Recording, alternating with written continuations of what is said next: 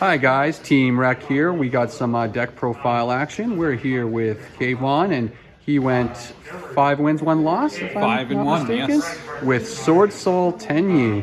Congratulations, and we must also note, second place got a silver medal in our Yugi Olympics, as we like to call it. I ate my Wheaties. You did, and something to show off now from it. So we're going to get into the deck profile. This is Sword Soul. Let's hit it. All right, so everything is pretty basic. So first of all, 3 Moi.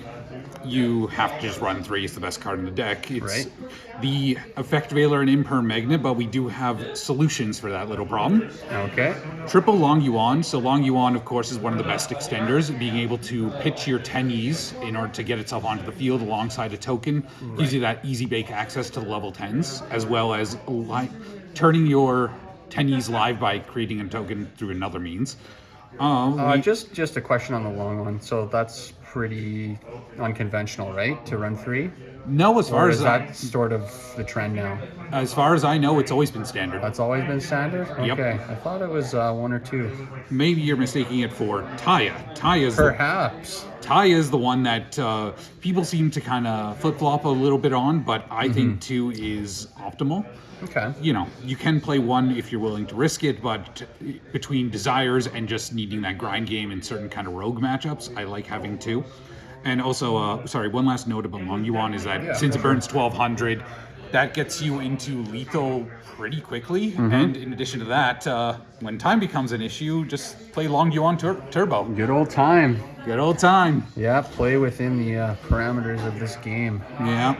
So here's actually another little adjustment I decided to make with alongside my testing buddy. We're just playing 2 Incredible Ecclesia the Virtuous. So Incredible Ecclesia, yeah, it's another normal summon. It's a good normal summon. And of course, it has that Cyber Dragon Pegatops-like effect to bring itself out when your opponent has more monsters than you. The problem is, it is an absolute Ash Magnet, and you hate opening multiples. You're kind of exposed when you use that, right? Exactly. Yeah. And not only that, it isn't a worm or a Sword Soul name for Taya to banish to make its token, and it's not one for Moye to reveal or Long Yuan to discard. So it's a little awkward in the deck. However, 2 it felt right. I was seeing it as much as I wanted to. And it's also good in certain situations because it itself is a tuner. So if you ever get token collected out of the game or anything like that, you're in an awkward situation. You know, it does puts in work as a tuner. Perfect. All right, so then we play 3 of the search spells, Sword Soul Emergence, so pretty standard. Yeah. Can't have too much consistency. And then 1 Blackout. Some people like to play 2. I'm just fine with the 1. It does feel a little bad when it's your 6th card, you're staring down a scary board or something, but Yeah. you know, I think just 1, It's not fun to draw into your second copy in the grind, probably. yeah, exactly, that as well. That as well. That's fair. All right, and moving on from there, we have the Tenyi lineup.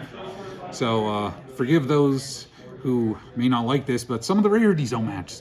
But That's okay. I'm in the same boat as you. all right, so we're playing 3 Tenyi Spirit Ashina.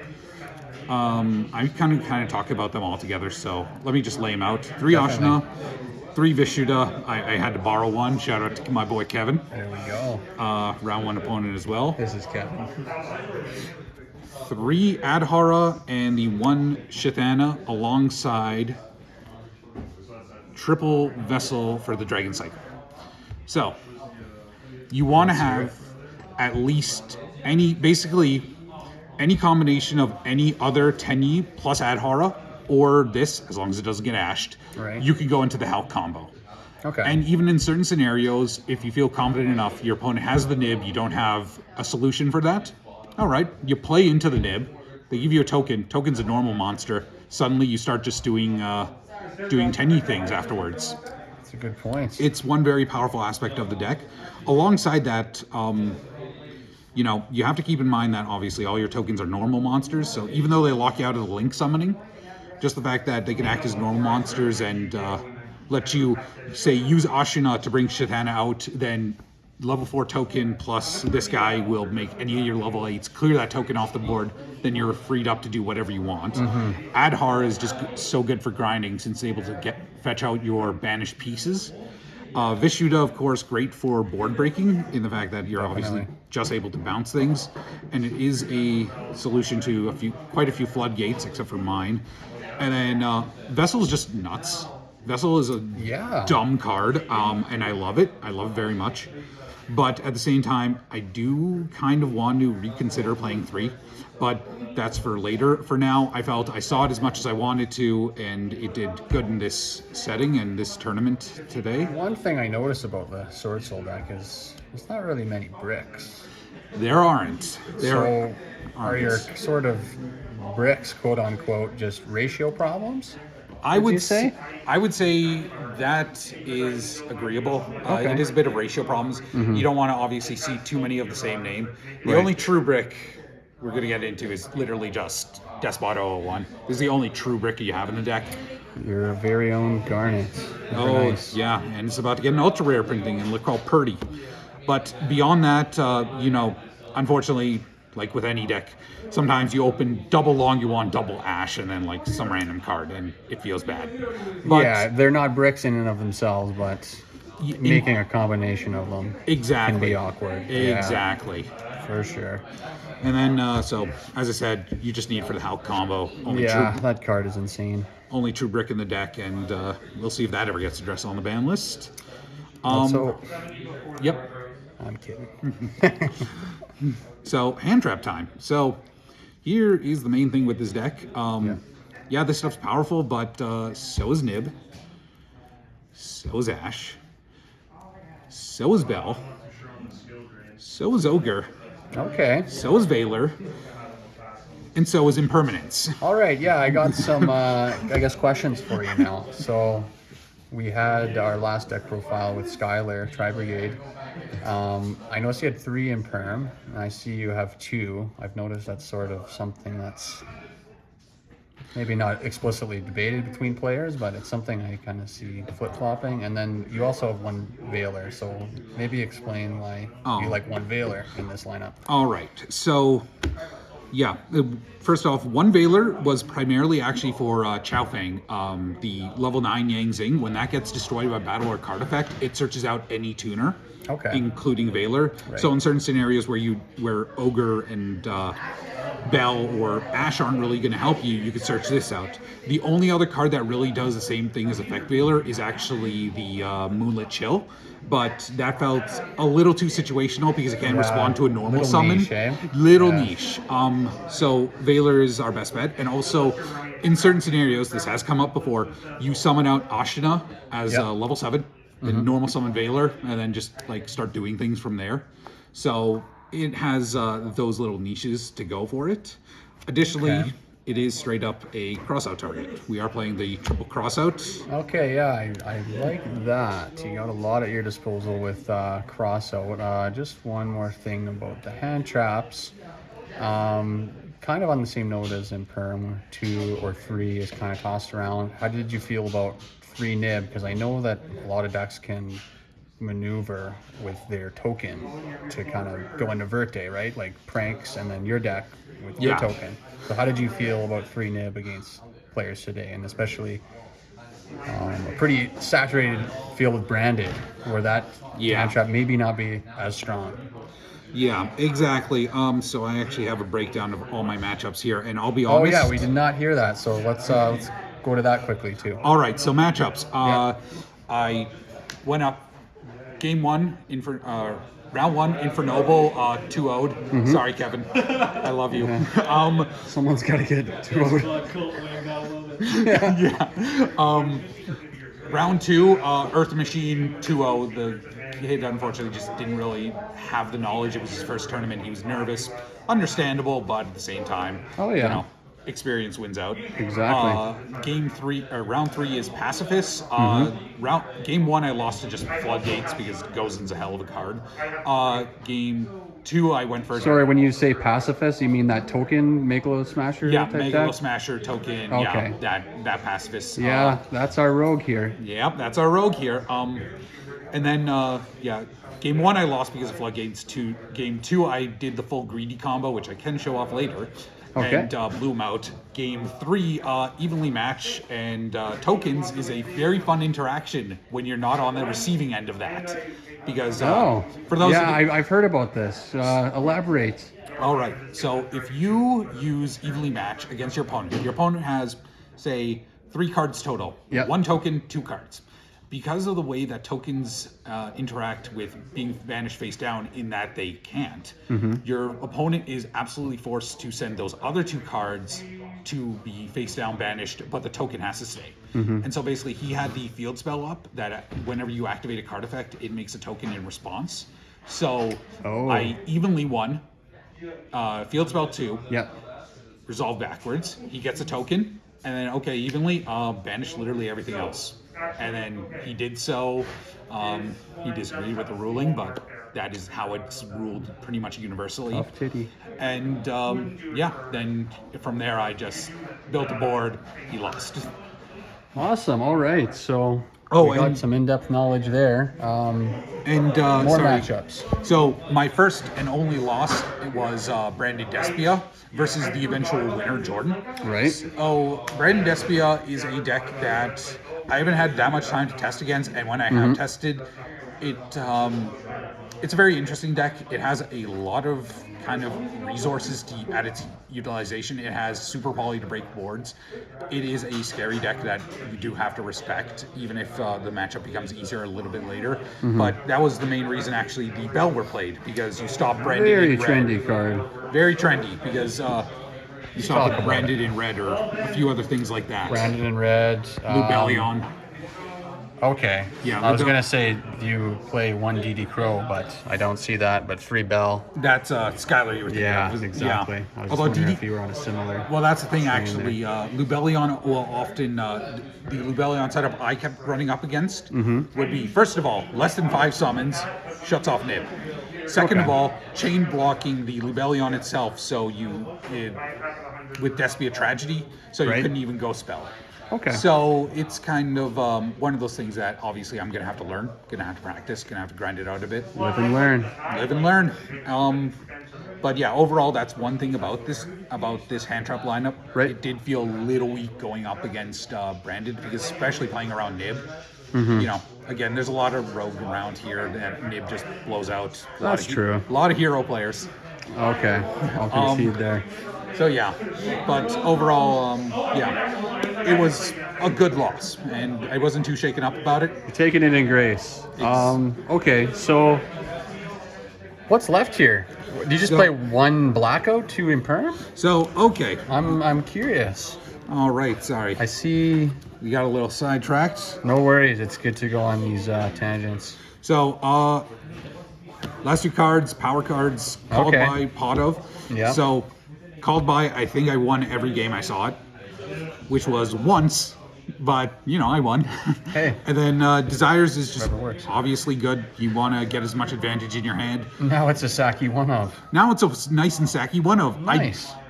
I did try to actually big brain think about playing Pot of Avarice, because you go through a lot of cards on your first turn. But then I'm like, Hey, yeah, that's a good call. I think that's a little greedy and a little stupid. And Well, it paid off to not put it in, maybe. paid off to not I put don't it think in that and was the stay card getting you to consistent. 6-0. Yeah, exactly. Exactly. Okay, so that's the main. Let's check out that extra. All right, extra. So extra's very standard as well. We're playing 2 Monk for Lynx, Hulk, and Auroradon, of course. Of course. Because you got to have the full package. I'm not playing Shaman, because Shaman's great in the grind game, but I find, especially if you like, You're not interested in the grind game. yeah, if you resolve Hulk, there is no grind game. Exactly. There is no grind game. You play for level 10 Synchro, Right. Baron, the Supreme Sovereign, Yeah. and the new Long Yuan, Sinister. Very So devastating card. yeah, so Baron is easy bake level 10, great in a certain setup, and along When you say easy bake, you mean 2 monsters that Base- just add up to 10. long Yuan and a token, baby, nice and easy. Love it. And of course, you get the pop and negate. Also, one other fun thing, I'm not playing it this time, but you can revive Lancia using this and then tribute the Lancia on the field. So, fun little interaction. I like it. Yeah. Kevin, take notes. I've been doing that with Siphon. Okay. Then Cheng Ying is pretty. Everyone agrees he's good because, of course, it's basically 2/3 of a Trishula, and he's the OTK button for the deck. When you say 2/3 of a Trishula, it's just less the banish from hand? So Or you don't what? get the banish from hand when a card is banished from either player's graveyard. Right. You get to banish a card from your opponent's field and grave. It has to be Okay. one from each. I and remember non-targeting being shmoneyed by too. this. Yeah. So great for getting rid of Celestials or kind of other weird problem cards that if you have the right setup for it. Okay. But yeah, it's fairly good, and of course it makes himself thick and makes the opponent's cards weaker. New Synchro Long Yuan. This card is nutty. Basically deals with adventure on its own because when your opponent activates a spell or trap card or effect, you get to banish that card and burn them for 1,200. When they special summon a monster, you get to banish that monster and burn it for 1,200.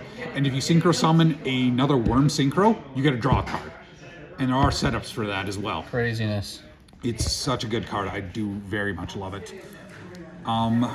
Moving on from there, we have our other 2 Sword Soul Synchros. So the 2 Chi Zhao, sorry. Right. So Chi Zhao is, of course, Searcher, and it can also act as kind of a effect veiler or during your opponent's turn. Another very good card. 2 is, of course, wouldn't go any less than 2. Then for the Yang Zing package, we are playing 1 Chao Feng, double Baxia, and single Yazi. So you need the 2 Baxia. Nice Alti Baxias. Thank you. I also have a Alti Yazi, but I just choose to leave it at home. Fair enough. So you need 2 Baxia for the Hulk setups. Yeah. Yazi as well. And then Chao Feng is able to lock out your opponent from light and dark effects, or light effects. We're trying to workshop a way to get dark effects off consistently, but right now it's way too gimmicky. So did you find that had a little bit of teeth against cards like Lubellion? Like stopping that line of play? Honestly, or did it come up? It didn't really come up this time. I just never had a good opportunity either. Went for alternative lines, or it just didn't quite resolve properly. Right. And then this one, as I was saying, when it gets destroyed, add a tuner that includes Incredible Ecclesia or any of your hand traps but Nib and Imperm. Okay. Baxia, of course, it's great as a board clear because you get to spin equal to the amount of worm attributes used to synchro summon it. Usually 1, sometimes 2.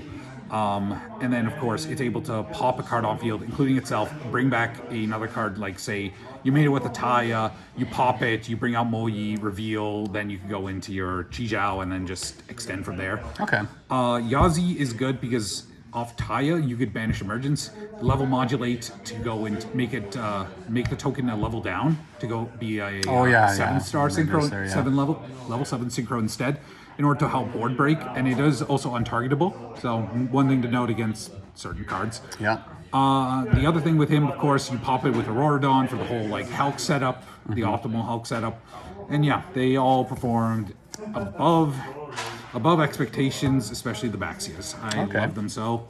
And final 2 cards, 1 Draco Berserker. This got me game versus Skylar actually in Branded Tri-Brigade. game 2. Game 2 that actually won me the game because you do so much damage, you burn people so quickly, and then it's just like you put them into range so quickly. Because I beat over his Ice Blade, and then I beat over his Verte for 5,000. Right. Because, or actually, Even that 55. Verte really hurts, eh? Yeah. I heard a similar story last week. And then finally, we're playing Herald. So Herald is here as part of the Hulk setups. Especially you're in a game 3 scenario, you feel your opponent will have droplets. you make this, and then their droplets effectively becomes dead or not as alive as they'd like it to be because they can't send from hand to graveyard. Only anymore. from field to grave for them, right? Only For from it field to work? grave. Yeah, yes. okay. I see where you're going So with this. that's what Herald's for. Yeah. And if you really want to be ballsy, you can play the one of Severus in order to search, but we're not going to do that. Okay, and side deck time. Side deck time. Let's see the spice. All right, so first of all, we're just running double Cosmic and Harpies. With Imperial Order gone, you didn't really need to have 3 quick play spell removals, so I just went with these. Thunder Bay is weird for having random rogue stuff. Yeah, please note, viewers, our side decks may not be optimal. They're based on a very diverse rogue meta. Look, yeah. we had Mystic Mind Burn here, like 2 players playing that. Yeah, Like, better safe than sorry. better safe than sorry. Yeah. So yeah, that's them. We are running, actually, what won me my one game that I took off Brand Despia, Rivalry of Warlords. Awesome. So This is spicy. Let's hear it. so basically, everything is worms except for like the Halkline and Incredible Ecclesia. Otherwise, you're Yeah, but doing you're all- not flipping a rivalry mid-combo. So. Yeah, exactly. So Yeah. you could just do your own nonsense and then end your turn. Flip this against your opponent as soon as, especially versus prank kids. As soon as they commit that token, suddenly no Griffin Rider, no fusing into anything out of their hand. So that hurts. it's another great little card for that. So yeah, it performed well. I just wish I saw it more, of course. Triple Evenly, one of my favorite board breakers. Everything right now isn't too like negate heavy. It's more interruption based. Like they'll pop stuff, or they'll have Griffin Rider, but then it's backed up with DP and a few other things like Battle Butler. That's a good observation. It's more about letting your opponent extend and responding accordingly rather than I have these negates. I'm just going to stop you. Yeah, exactly. Exactly. So Evenly's great for just busting that. And of course, know that token interaction because you are a token-based deck. It does come up. Yeah. So triple Droll and Lockbird because obviously there's lots of decks that do like adding things. I did use it against Branded once. It performed well and obviously has application in a lot of matchups, but I don't think it's good enough to main quite yet. But Yeah, it's been dicey for Droll these days. yeah, It's not a favorite. we'll see, and I still do like it again. Helps in It some of those, weaves in and out of relevance. yeah, and in some of those rogue matchups as well. Yep. And then here's the real spice: 3 Contact Z. All right, so explain your reasoning of this card. It's a little bit different, Okay. but I feel like it's going to be big one day. So basically, this was for Ridden Chalice before, or Artifact Lancia. Either Right. of those. So what I decided was that, Chalice helps me kind of break boards, but there's a lot of scary boards, and I don't know what exactly everyone's gonna do. So I'm gonna try and stop them from making a board. Yeah. So Brand Despia. Okay. At the very least, this forces Verte, and say if I had this plus Yeah, sends them on a Imperm, different line of Valor, play. Yeah. anything else. Okay, so at least it's kind of forcing them into an awkward situation. Okay. However, I didn't really consider the Verte play much, and that's on me.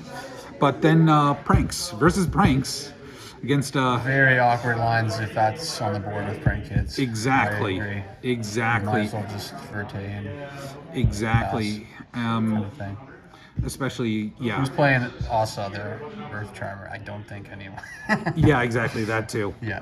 So, and then we thought, okay, maybe it'll come up in these kind of like random matchups that you don't really expect, like versus Skylar and his Tri-Brigade Branded. Okay, Yeah, kind of those linear combos. very linear, Yeah. very link-based, and Right. I don't think there's anything that could actually use this as material outside of Verte. Again, That's true. They definitely have to sidestep to yeah, keep going. exactly. And who knows what'll happen to Verte next list, so you never know. Who knows? But I didn't see it in any of my games, so I mean, it's still a theory, a side deck theory. Exactly. Well, I want to say congratulations on the silver there, and Great deck profile. Any shout outs? I know you were a little bit active in the YouTube community yourself, so All right. let's hear it. So I am Yozoi on YouTube and Yozoi Ranger on Twitch. I try to live stream at least twice a week, and usually we're just grinding out games with whatever deck I feel like is one of the better decks in the format. And obviously right now that's Swordsoul Tenyi. In addition to that, I would like to give a shout out to my boy Kevin for lending me my third Vishuda. Again with the Kevin. This guy's awesome. Yeah, and of course, a lot of the boys, a lot of the old school players, Great scene here. Great scene here, lots of love, and everyone helps everyone out. Even if this was a higher caliber Yu-Gi Olympics, we're all just here to have fun and have great games, and there's overall a great air of positivity. So shout out to the Game Shelf and to our TO especially, Alex. Yeah. I need to get that man a drink. He's going to need one. But yeah, Stat. And shout out, of course, to Team Wrecked. Awesome. Thank you. Have a great day. You too. That concludes everything. Thanks, guys.